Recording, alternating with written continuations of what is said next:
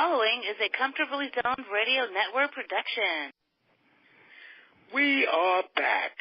Bronx Roots.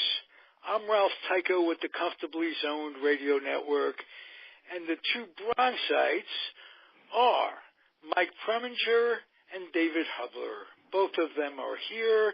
How are you guys? Fine. Good. Yeah.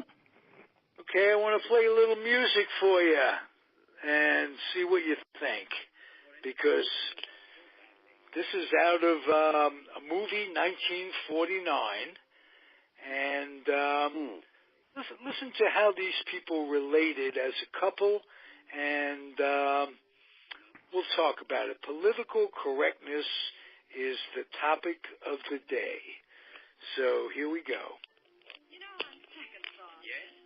I really can't stay. Baby, it's cold outside. I've got to go away. Baby, it's cold outside. This evening has been Hoping that you drop so in. very nice. I'll hold your hand. They're just like My ice. mother will start to worry. Beautiful. Watch your My hurry. father will be pacing the floor. Listen to the fireplace So roar. really, I'd better scurry. Beautiful. Please don't Well, hurry. maybe just a Records on while I fall. neighbors might say, Baby, it's bad. hey, what's in this drink? Has to be had out there. I wish I knew how Your eyes are like stars to right break now. this spell. I'll take your hat. Your hair looks swell. Don't say no, no, no. Mind if sir. I move in At least closer? I'm gonna say that I What's tried. the sense of hurting my I pride? really can't. Oh, baby, don't hold out, Ah, baby. but it's cold outside.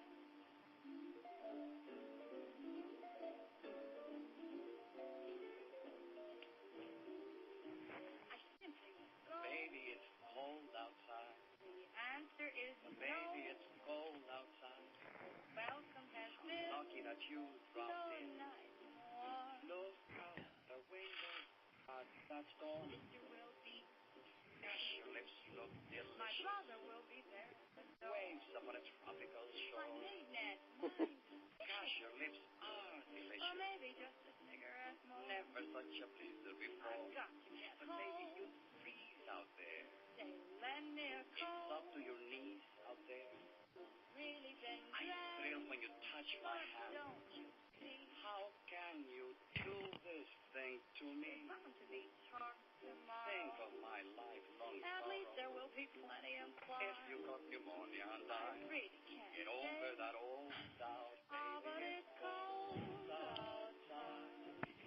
I really can't stay. Baby, it's cold outside. I got to A long song. Yeah, I was just thinking the same thing. It goes on forever. By the time it finishes, it won't be so cold outside. That'll be spring, yes. Another version. This is like War and Peace of the music world. It's still going. Oh, gosh. say what's in these dreams. Gee, if we had a hook, we could... You're right, exactly. To break this spell. Forget it's cold outside. She should be saying, I get the point. It's cold Yeah. outside. All right. All right. I understand. Leave me alone now. I'm at the door. Oh, but no, don't say anything else. I'll give you such a slap. What year is this? 49, I think. Doesn't it sound like 29? Or... Yes. Oy. This is the world's longest song. It's longer than the old Soviet International. Brother will be there if he don't. Waves upon a tropical shore. Maiden aunt's Oh, mind is wait, it's repeating itself. maybe just a seagull. Oh. Never such a blizzard You before. got to go But home. But they must stop for dinner somewhere along the line. up to my knees out there. You That's really great. grand, Thrill when you touch me. but don't you Well, that's it for this week. Then you Yes, it will. listen to me. bound to be talking about. Think of your Disgusting. lifelong At least there For are. anyone just tuning in, this isn't your hit parade. Really can't That's right. Not Snooky Lanson and Giselle McKenzie. Right, yes, that's right. Oh, it ended. Oh, hello. Hello. Well, Ralph, did you hear that? There? Did we hear it? Yeah. It's Well, I heard embedded it in my 4 times. brain. It's what do they call Well, it? The musical. I played two. One with the man chasing the woman, wanting to stay, and one with the woman wanting the man to stay. And I thought, I didn't even realize that. I didn't either. the second version was the woman singing the lyrics that the man was singing in the first. Wow. We thought it was really like the world's longest song. Yes. It was that too. It was two things in one. Mm-hmm. What I could do is edit that down, but let play it for the folks, because that to me has always been my favorite Christmas carol, and the major FM station in San Francisco is an example, and it's not just San Francisco, all over the country, people are taking that song off their playlist. Well, God bless them. Oh, that's great. That is beautiful. That is beautiful. Tis the season to think about all of it, but the one song I could always stomach was that song, and you don't get to hear that on the radio, and the reason is the Me Too movement. There was a lyric in the first song, I don't know if what's in this drink? In other words, that went back. I didn't. The Cosby thing went back, way back. Well, I have a feeling that really was not, it was all part of the rhyme scheme or something. And I couldn't understand why they were pulling that song. I mean, it's so preposterous. I mean, if you want to pull a Christmas song off for being, anti-feminine, or I mean, what about I saw Mommy kissing Santa Claus? I mean, that's terrible. For a kid to see his mother kissing somebody other than the husband. What kind of song is that? Old man is this woman a chub chaser or what? Yeah, she's kissing this guy in a beard, and Yeah, he finds out his mother's a tart. Right. Yes. A fallen woman. That's and right. Merry Christmas, and we'll tell you next year. We'll tell you about the puppet show and how that got started, the nativity thing. I found this song I didn't even realize the what's in the drink. Yeah, I didn't even. Yeah. I never thought of it as a Christmas song. I just thought it. That's right. They don't mention Christmas in it. It's just a winter song. It's just a winter song, but it was old, and it was thrown in amongst the "Wish You a Merry Christmas" type songs. And were we too innocent when we heard it, or still hear it, and just think it's a guy saying, "Hey, he is trying to, I don't know." No, he's trying to be very protective of her.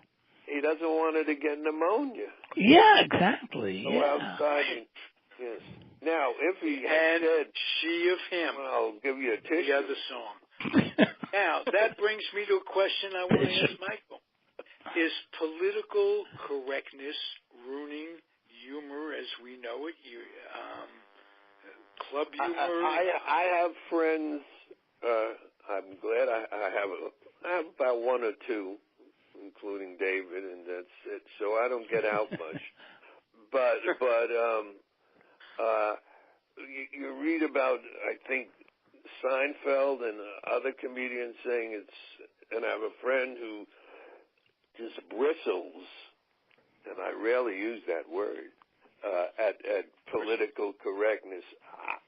I don't know what their problem is. I mean, sometimes I tend to agree with a lot of, like, the Washington Redskins and stuff like that. I don't see. I guess I'm saying I'm more on the side of political correctness than none, to be honest. Okay. All right. As far as humor goes, was there anything that broke boundaries when you were doing it that you couldn't do today? Doing what? You got to better explain that. Michael is a professional comedian. You were. I know. No, I never. Now that you say it, like I would. The last number of years, I had fun. Let's say at the expense, so to speak, of some of the weather ladies who were also pretty and with great bodies. Now, maybe somebody would see that and say, "Oh, you're being, anti-feminist. Why don't you make fun of male weather people?" I don't know. But my material I never thought of it as anti. Oh, you worked what they call working clean. Yeah. And so you really wouldn't have run into what they call political correctness today. Some things you can't say. Can't refer to gender. It's a person. Mm-hmm. I'll tell you a funny story. There's a woman in California who hung with a bunch of us, who was a true feminist, and her last name ended in a man, M-A-N. I won't say her. I'll say what the hell. Her last name was Perlman, and she was such a feminist that the people started calling her Pearl Person.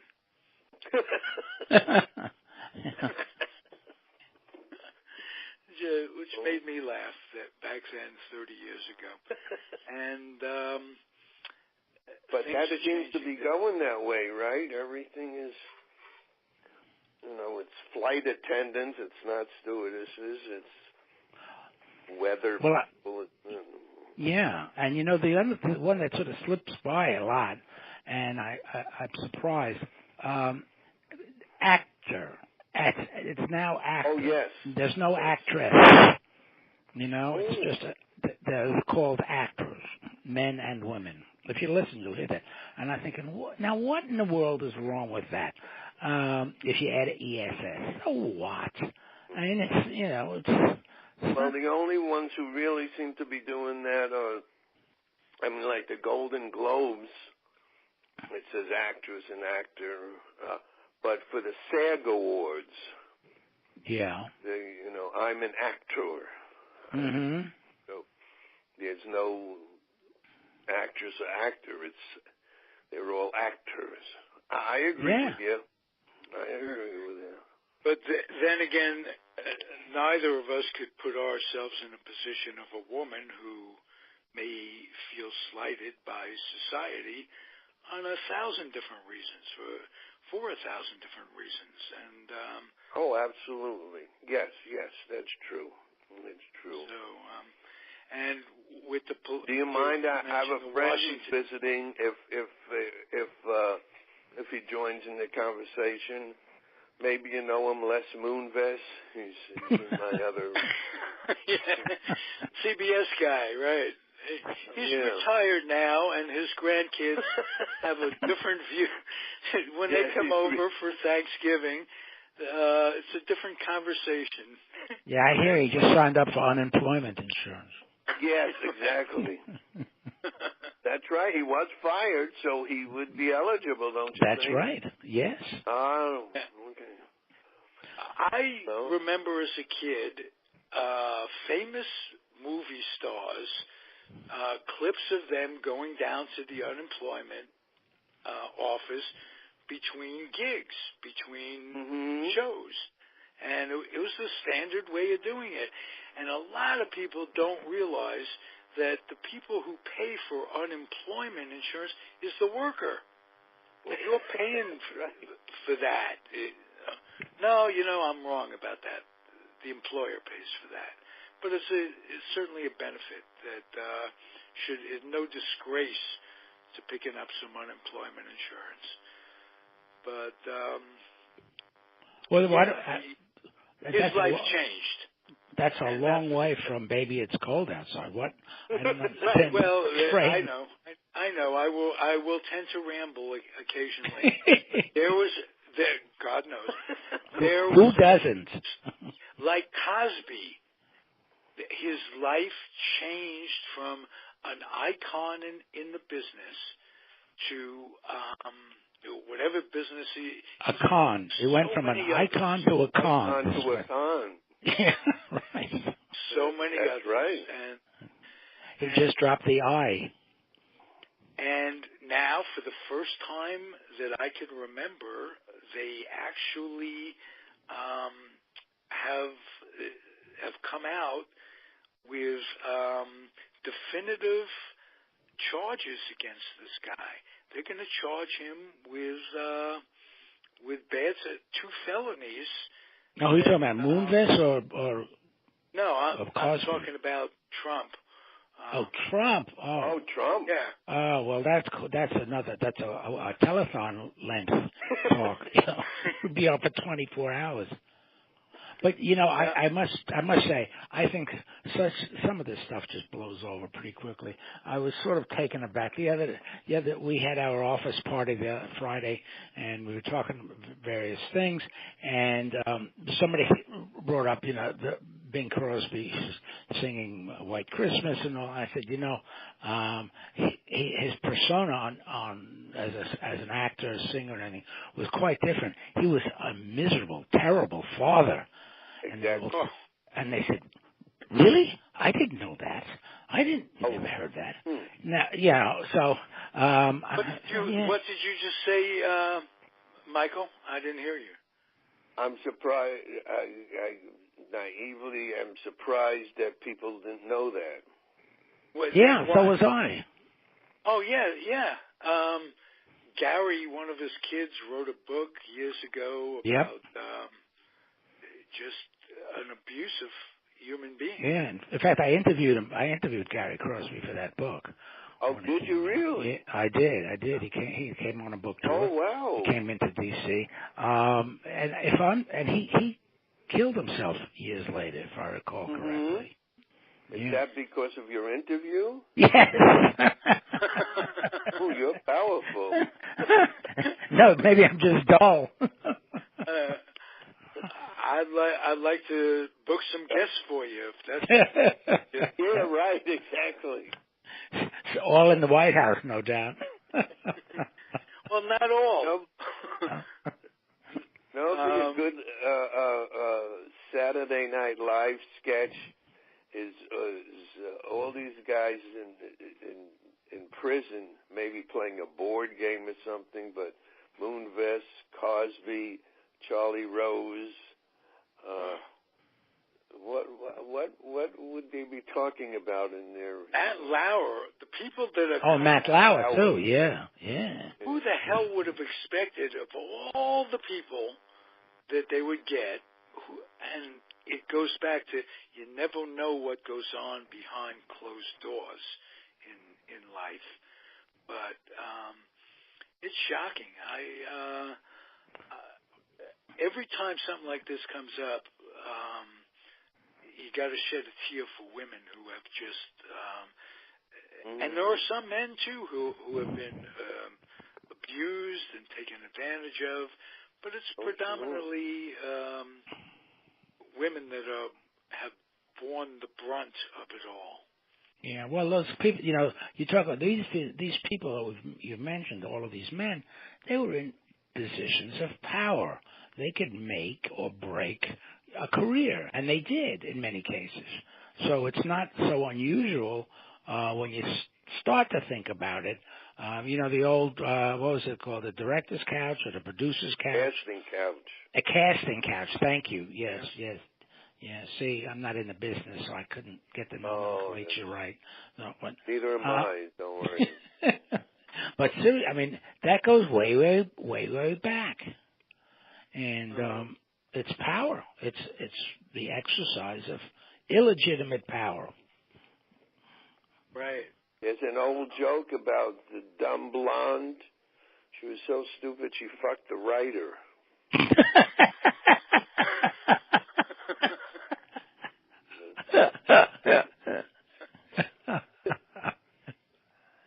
Yeah, the writer's always the last guy on the chain.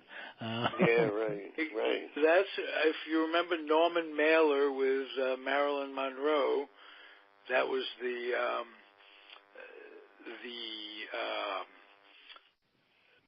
opposite of that. You know, she married him, and that was a big thing, right? I think you mean Arthur Miller? Arthur Miller, right? Miller. Not Norman Mailer. I was wondering, gee, that's one I hadn't heard of. But right. yeah, Arthur Miller. Yeah. Mm-hmm. Yeah, that would have been a scoop. Yes, it would have, and not beyond the realm of possibility from what we know about Marilyn. No. But, you know, I saw something the other day where Ella Fitzgerald was having trouble being booked into white clubs in L.A., and Marilyn Monroe took up for her and got her booked and made her a mainstream entertainer. So there was a big connect between Marilyn Monroe and Ella Fitzgerald. She never forgot how that got her into clubs that she was unable to play. And we're not talking about the South. This is L.A. Yeah. Back in those times. So, what a story. That's an amazing story. Yeah, it is. I never heard that. Yeah. I think, if I'm not mistaken, I copied that story and put it on my Facebook thing. Oh. So there's a link to it. You might go to it. Well, you know, it was in our earlier podcast we were talking about Kennesaw Mountain Landis, and it came up that he was a racist, and it seemed to surprise some of the people. They hadn't heard that on. And I'm thinking, well, the guy is from the South. It's 1920. I mean, what is, that's standard for 1920 Southerners. They're racists. I mean, there shouldn't be anything surprising about that. It shouldn't, but here's an expression that really irks me. And it's not just Mountain Landis or Kennesaw Mountain Landis. It's the world itself. The expression is, they're a product of their times. That really excuses a lot of bad stuff. Yes, it does. Yes, it does. Because there were people that weren't a product of their times, that were ahead of their times. So, True. It's almost negative to think in a way that people couldn't say, wow, it doesn't have to be this way. Because if you look back, if history looks back on these days, our time, I'm not a product of our times. You guys aren't products of the times we live in. But history is going to show, mainly because of Trump or the system that brought Trump to being, that these times really suck, and I don't want to be identified as a product thereof. That's another little mini rant there. How's that for a Sunday? Yeah, well, this could be a Sunday sermon, like. Yeah, right. I was going to say our services on Sunday, and they're not all that bad. I'm enjoying this, guys. What do you think about talk about what we've been talking about this? I mean, this creeping Christmas period now extends before Thanksgiving. I mean, you know. I mean, it used to be that when Santa Claus appeared in the Macy's Thanksgiving Day Parade, at the very end of the parade, although, you know, you wonder why he was at the back of the parade. But still, that meant it's the Christmas season. And see now, I remember in elementary school. I mean, and I've mentioned this before. The school was like about 99.9% Jewish kids, and we'd all go down to the assembly and we'd sing all these Christian songs, and nobody thought anything of it. Even the parents didn't think, you know, singing Silent Night, Holy Night with a bunch of Jewish kids there was anything wrong with that.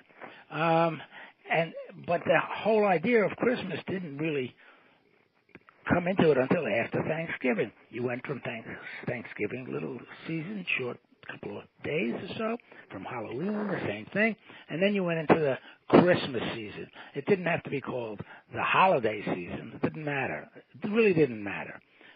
Today it matters because now they want to change the terminology again. But, you know, that's one of the great differences between when we grew up and what they're doing now, because this whole notion of Christmas before Thanksgiving, you look in the stores and you'll see Christmas decorations and all the stuff at Lowe's, and you know they'll have snow shovels out and with red and green. Yeah, Costco too. You know, little red and green things all over the place. Yeah, and you wonder. Well, first of all, it's so far removed from anything holy, supposed to be, if you believe in it, and people are entitled to believe what they want, but it's supposed to be the birth of Christ, and it's made into something where kids feel, you know, if they don't get enough Christmas gifts, it's a status thing, families go into debt over it. The advertising, buy a new car around Christmas, surprise her with her ribbon. Right. Yeah. But that wasn't why it was. Right after the war, it wasn't like that at all.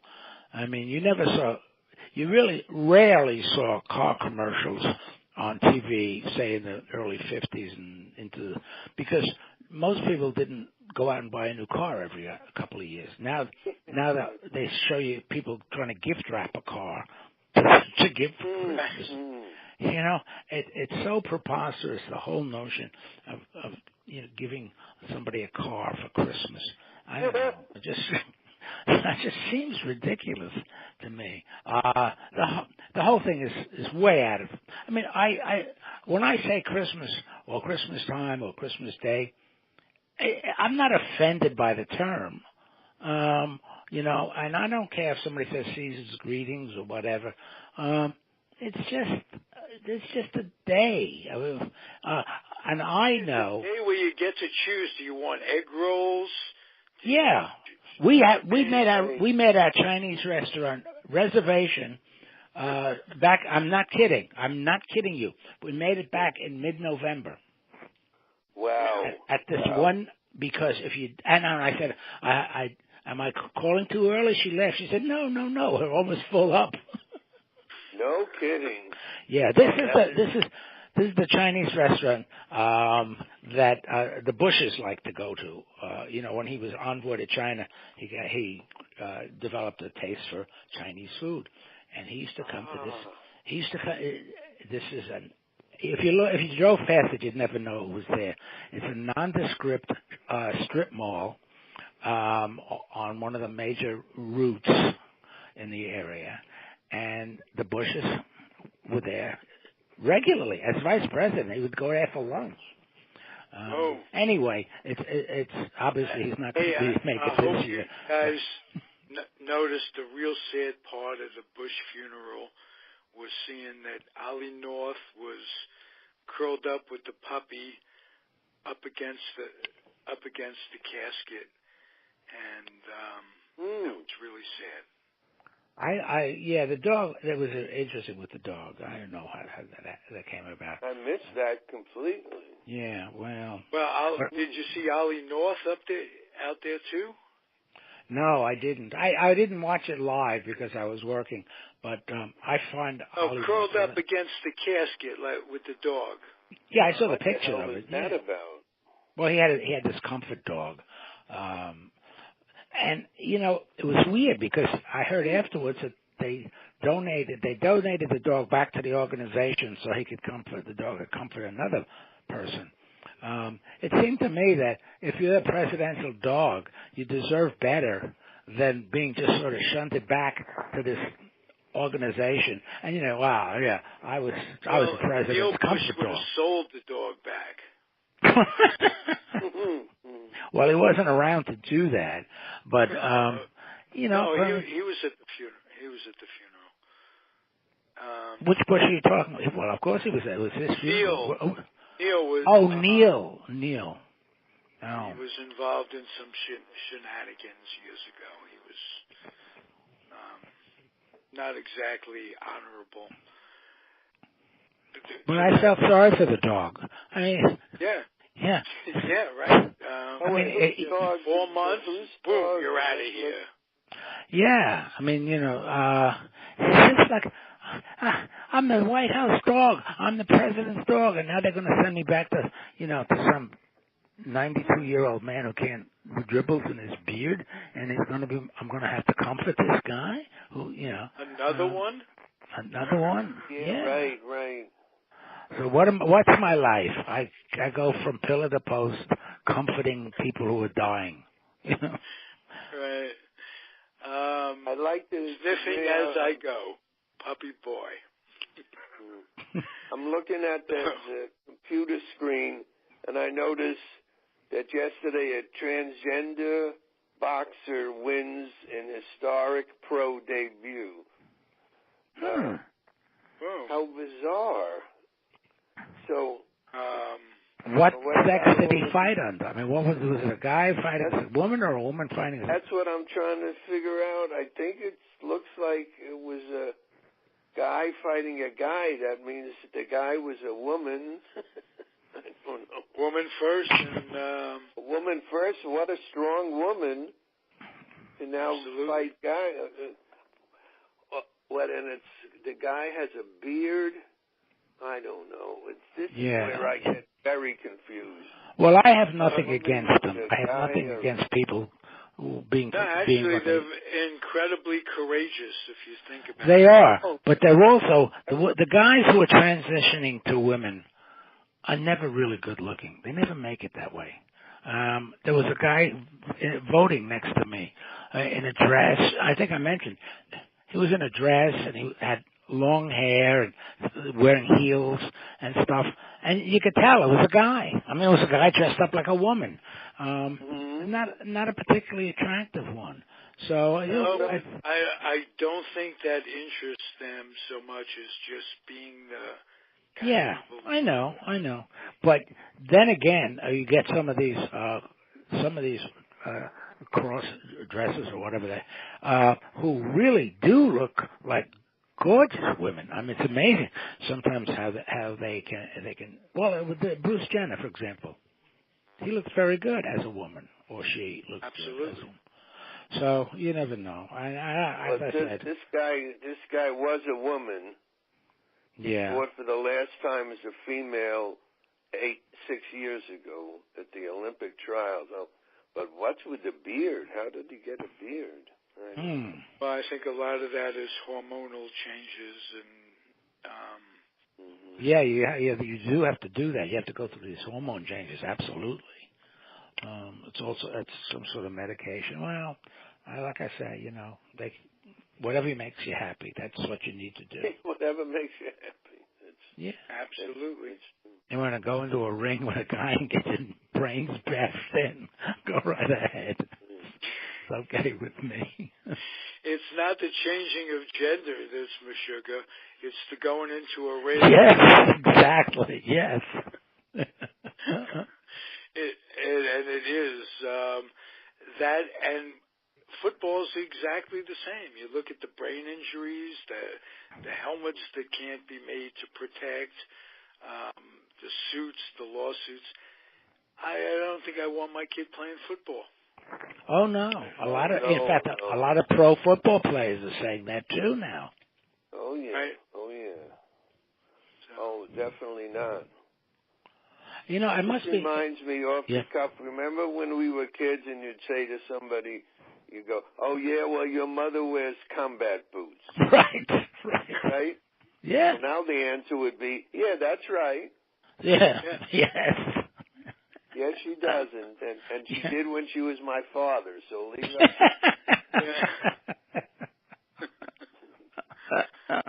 Very confusing to growing up today. I didn't understand who used to be your uncle, but your uncle. Your uncle. Your uncle. Yeah, no, you know, people. I think what we're getting down to is we probably are sounding very old, but the point is that things were easier for us growing up than they are for the kids today. It's undeniable as far as I'm concerned. There's all of this identity and self-worth, and we didn't have any self. Did you have any self-worth? No, you know, you're a kid. Are you talking about when I was a kid or last? Last week, right? We had no self-worth. We just went along with what everybody else was doing and what our parents told us to do, you know, and what the teachers in school told us to do. Nowadays, you know what? Kids don't even pay attention to the conformity wasn't really working. So, on a lot of what wasn't? The conformity. Really, and the rebellion with the conformity, I think, came with the Vietnam protests. I think that, and the hippie movement that had a lot to do with it. And another, I can't understand what all these young female teachers are doing with their 14, 15-year-old students. I mean, what's that? There was an article in the paper today. This woman was Miss Georgia, I think, in the Miss America contest. She's sending nude pictures to one of her students. Oh, Miss Kentucky or something? One of those states, yeah. One of those places, yes. Great. Well, it is the South, so you got to realize that they come in with a certain mindset of, hi, what the hell? Well, you know, I mean, I know, speaking for Michael and myself, I know when we were in our all-boys high school, I mean, if any kid had gotten those kinds of pictures from one of his teachers, it wouldn't have taken more than a millisecond to go around all 4,000 boys. I mean, that would have been going faster than a moonshot. I must confess, see a new picture of one of the teachers at Clinton, and he was ugly. Well, you know, you kid. We were all kidding about a lot of this stuff, but when I've never gone to one of these big reunions. Clinton has one every spring, and I did go when it was the 100th anniversary dinner dance. And Becky and I came up from Washington, and we went, and there's a woman sitting there, and she's got a Clinton alumnus, ID badge on her.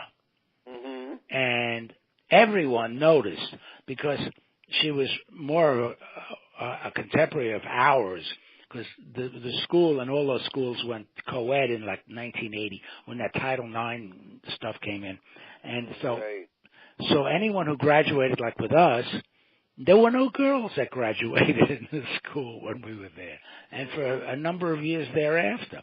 Well, this woman had a sex change operation. And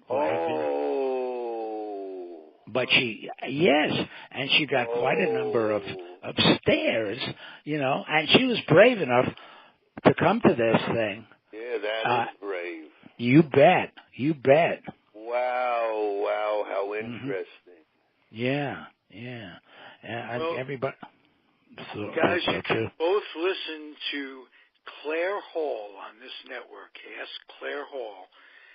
She used to be Bill Hall, a baseball Dodger historian and a commissioner in Oregon. She now has a podcast on this network. She's a transgender, and she hopes to run for governor of Oregon. She's come out as a politician, an elected official. She's gotten incredibly good response. It's changed her life. Just find her on the website, Claire Hall. All her shows, all the shows on Comfortably Zoned are archived on YouTube. Anybody listening, just punch in Claire Hall, punch in us, you get all the show. Punch our names in, you get all the shows we're on. It's every one of the 1,500 plus offerings of Comfortably Zoned are on YouTube, and presumably will be for eternity. So. Wouldn't it be funny if the Mueller investigation turns out that Trump was a woman originally? That's why he does his hair all the time? No, I found out what his hair is about. He had some, and this is serious, had some sort of scalp reduction surgery gone bad. In other words, he had a bald spot, tried to clear it up. They stretched his scalp. It sounds horrible. Infected, and he's all scar tissue or something. So he's got this haircut. It's certainly not out of CQ, as we talked about. And it's basically to cover up this operation gone bad. If you have a lot of money, you can do stuff like that. Yeah, that's right. I never heard that. That's interesting. Yeah, I read that, and it's just a weird comb over. Any comb over is weird, just by any definition. comb over, but especially guys who have about 3 or 4 hairs. Yes. And that always looks good. It's not really covering much, but nice try. And just spending it looks like railroad tracks across the desert, you know. Right. Oh, what a Imagine spending that much time in front of a mirror and having to design it that way. And that starts your morning. Well, I try to cover up my almost completely bald head now, so I've decided just to wear an old stocking hat around. Okay. That'll do it. It's funny, I'm not bald and I've got a Mets cap on. That's baseball cap, but this is but I have a question. Would you guys back me? I'm up for hosting the Academy Awards. Sure, I'd love for you to do it. I really would. Thank you. Yes. Oh God, would that be great? We'd get comp seats, wouldn't we? I mean, absolutely. As a matter of fact, I'd like come on stage with me. Oh, okay. Michael, your generosity is overwhelming. I have a little tear in my eye. Sounds like fun. Oh, I think we could have a good time. Why not? All right. By the way, I did hear some of that. What's his name? Kevin Hart. Yeah, Kevin Hart. What did he say? I just heard some of his routine. I didn't think he was funny at all. I mean, it was just what we're talking about. It was all sexual innuendo and and anti-gays, and that's why they got rid of him. That's not funny stuff to me. I'm not a prude. But now I'm looking at it. Says just hours after Kyle Murray won the Heisman, some tweets the Oklahoma posted were homophobic. Huh. Interesting. So all these guys, you don't know. No. It's all out there. Nothing's private anymore. No. Kevin Hart, one of I'm with you. The same old, the same new. Yeah. Just, I don't get it. I don't either. You would think this country would have bigger eggs to fry. Or whatever that expression is. And fish to fry. Fish to fry. Not eggs. Eggs to fry. Well, you can fry eggs, too. That's no problem. Yes, you can. Eggs to fry. Oh, that's great. Oh, boy. The Grammy Awards came out. Gee, I was just thrilled with some of the nominations. Did you see some? I mean, no. All my favorites are on the list this year. What's that? Did you guys? Do you guys follow the Grammy nominations? No. I don't. All my favorites. I'm lying. I didn't recognize one name. Yeah, well, that's yeah. Plus, like the Country Music Awards, there seems to be a Country Music Awards show at least once a month. Yeah, maybe every week. They're always giving each other awards for the same sounding songs. So I don't understand that at all. You're right. You're absolutely right. Well, that was another thing. I was in the car yesterday with Mr. and Mrs. Cowboy. There was some jazz, and the guy he said, "I can't handle this anymore," and he pressed a button, and on came country music, and he started to sing along with it. Oh. And I made like a dog and stuck my head out of the car. Did they take their spurs off before they got into the car? He didn't. No. He didn't. She did. When he started playing country music, I thought, I'm in trouble now. Yeah. And when he started singing along, holy mackerel! What a day!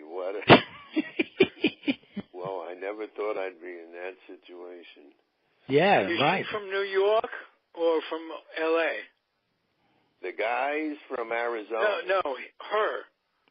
My ex-wife is from L.A. Okay. She's from L.A. But, holy, yeah. I mean, always a bit of a shock to see what happened to what's-her-name. Yeah, right. Yeah, that's right. Whatever happened to what's-her-name? That's what the Internet is for, finding these things out. Oh, that's Do they do right. do they do line dancing? I bet they do. I'm sure they do. I bet anything. Becky got me conned into taking line dancing a couple of times with her at this line dancing school. She was taking lessons at a school. Well, an evening night class kind of thing. Yeah, right. And they came. We didn't, but they came all dressed like Roy Rogers and Dale Evans. Oh, yeah. With these big frilly skirts and things. And no kidding. And girl cowboy boots. Yeah. Oh. And a stuffed horse? No, they didn't have the horses outside. They don't. Some of them brought their and the horse tied it up to the hitching post. No, they didn't. Right. Yeah, Did you dance? Well, I tried. I really did, and I figured, it's not like you got to hold the woman close like in a real dance. You just hold hands or something, and then you skip along like you're in a square dance. And I figured, who does this stuff? You know, and certainly not your Mensa. Mensa groups don't have like Saturday night hoedowns, right? So I tried my best, and I couldn't. You know, they just play another song, and this is such a song, and they have different steps for all these songs. So I just gave up on the whole thing. I said, this is ridiculous. I said, you have to know a zillion little steps, and they go back and forth with the feet. And it's just too much for me. I love the way you just back and forth with your feet. Yeah, that's what you have to do. And then you turn around a lot and you walk away and come back. And so I said no. I said no to line dancing. Well, we had square dancing in junior high school. Sure. Oh, yeah. I don't remember. All kinds we of have it? ballroom dancing. It was just a good class. It just taught us a little bit about, you know, basic steps, the square step, this, that, and the other thing. I'm glad I got to promenade my partner. Oh, yeah. That was the only part I actually got. In life I've ever promenaded a partner. That was, today you could be in trouble for saying that. That's right. You promenaded your partner. Well, in that case, we're going to have to investigate. I'm sure there's some counselor that will take it under consignment for me. Hey, I never would have pictured you as a promenader, but all forgiven. Because you know why? Because judge a book by its cover. You can't judge a book by its cover. Just so you know. No. All right. I'm a promenader. I'm a pocket pool player. I'm a podcaster. I'm all peas today. Well, that's Be good, gentlemen. This was a fun one. I enjoy your company. Yeah. Okay, yeah. We always have a good time. We'll be back next week. Yeah. Ron Spruce, Michael Preminger, David Hubler. I'm Ralph Tycho from Queens, the weak link of it all. No, don't say that stuff. Yeah. Okay. I said it. Okay. Adios. Bye-bye. Adios. That's a good way to end, yes. Yeah, you all come back. Now you're here. Y'all come back. Yeah. Here.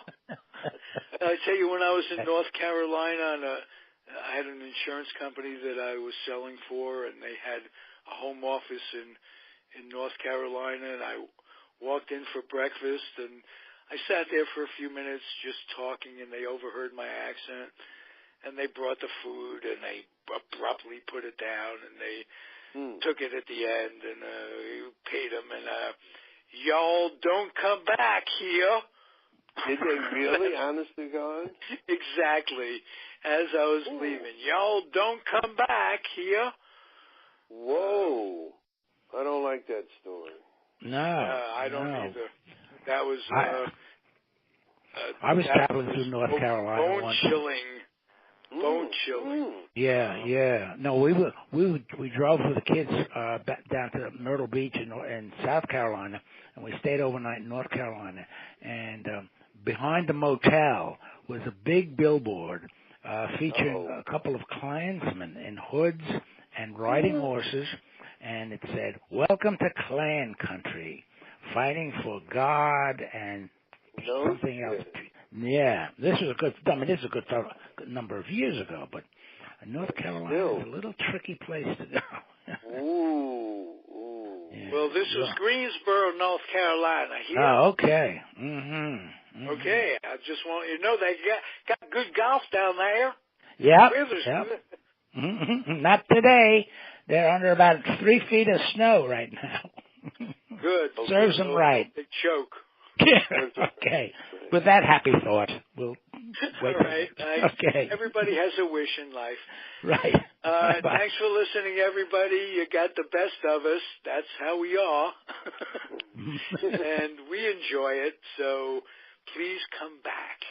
Tell your friends. Tell your friends. But tell your friends. Listen to us, Northern Yankee guys.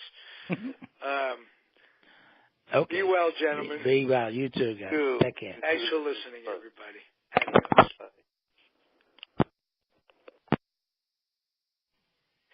The proceeding was a Comfortably Zoned Radio Network production.